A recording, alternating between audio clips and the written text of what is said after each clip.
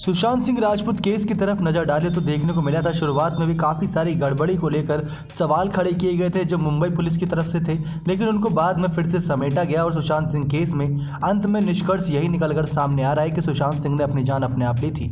लेकिन जानकारी दे दें दोस्तों, किस प्रकार से सुशांत सिंह केस में अगर मुंबई पुलिस की तरफ से थोड़ी गड़बड़ी सामने आई थी तो कुछ सिस्टम की वजह से भी गड़बड़ी सामने आई थी। कहा यह जा रहा था कि सुशांत सिंह केस में काफ़ी देर हो चुकी थी एक चीज़ को लेकर। जी हाँ दोस्तों, सुशांत सिंह राजपूत के निधन को 4 महीने से भी लंबा वक्त बीत चुका है, लेकिन जांच अभी तक किसी नतीजे पर नहीं पहुंची है।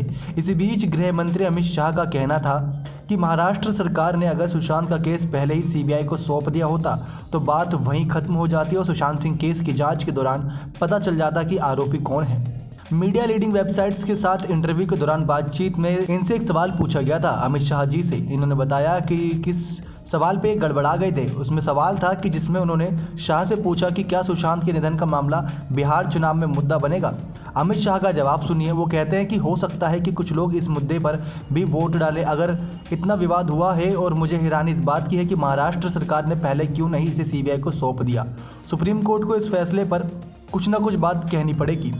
बात कड़ी है, अगर सुशांत के परिवार की मांग थी और पहले से ही इस केस की सीबीआई को दे देते तो बात खत्म हो जाती, लेकिन जब सुशांत सिंह का केस सीबीआई को सौंपा गया तब काफ़ी देर हो चुकी थी। उससे पहले मुंबई पुलिस काफ़ी सारी एजेंसियां उस पर जांच कर चुकी थी। जब शाह से पूछा गया कि NCB narcotics control bureau CBI और एम्स उनके अंडर में है तो क्या उन्होंने किसी का निर्देश दिया था, यानी कि कई बार ऐसा कहा गया था कि केंद्र सरकार की तरफ से मामले को रोका जा रहा है। जवाब में उन्होंने कहा कि मेरे निर्देश देने का सवाल पैदा ही नहीं होता, सभी संस्थाएं स्वतंत्र रूप से जांच कर रही है।